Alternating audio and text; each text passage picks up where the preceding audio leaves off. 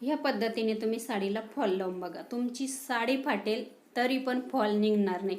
ज्या वेळेस आपण बघा साडीला फॉल लावतो त्यावेळेस आपल्या पायामध्ये पैंजण असतात, ते पैंजणाला अडकून धागा तुटतो, त्याच्यामुळे आपला फॉल तो संपूर्ण निघून जातो।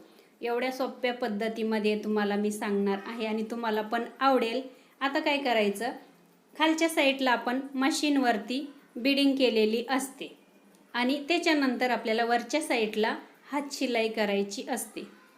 आता इथे काय करायचं आहे, आपल्याला हात शिलाई करायच्या आधी ना अशा 2-2, 3-3 पिना अंतरावरती लावून घ्यायचे आहे, म्हणजे खालची साडी किंवा मग फॉल गोळा होत नाही।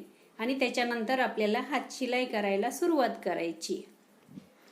आता इथे सर्वात पहिले आपण सुरुवात करतो तिथे 2-3 टाके मारून गाठ मारून घ्यायची व्यवस्थित अशी, एकच गाठ मारायची नाही, नाहीतर धागा लगेच तुटून जातो। आता इथून आपल्याला सुरुवात करायची आहे। बघा, आपली साडी फाटेल तरी पण इथे आपला फॉलचा जो धागा आहे तो अजिबात निघणार नाही। आता तुम्ही लक्ष देऊन बघा, इथे मी सुरुवात केलेली आहे हात शिलाई करायला। आता हे बघा, अजून सुईमध्ये जितका कपडा बसतो तितका मी घेणार आहे। हे बघा, थोड्या थोड्या अंतरावरती आपल्याला या पद्धतीने अशी हात शिलाई करायची आहे, ठीक आहे। त्याच्यानंतर आता इथे बघा, हे बघा, आता इथून इथपर्यंत मी हात शिलाई केली।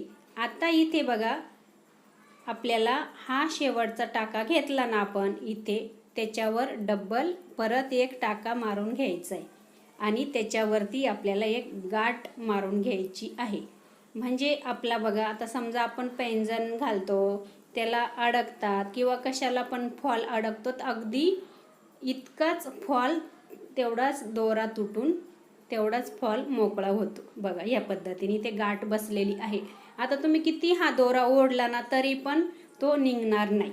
परत दाखवते, हे बघा, इथून इथपर्यंत मी शिवत आलेली आहे। हे बघा, इथे आता सुई आपल्याला बाहेर काढायची। हे बघा, इथे मी बाहेर काढली आणि हा शेवटचा इथे टाका घेतला ना त्याच्यावरतीच आपल्याला डबल टाका घ्यायचा। आता तुम्हाला इथे ओढून दाखवते, इथे आपण टाका घेतलेला नाही डबल, हे बघा कपडा गोळा झालेला आहे या पद्धतीने।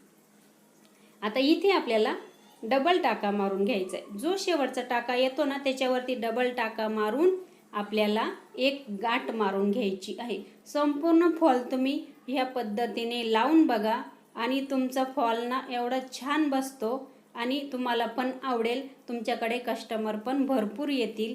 कसा वाटला फॉल लावण्याची पद्धत नक्की सांगा।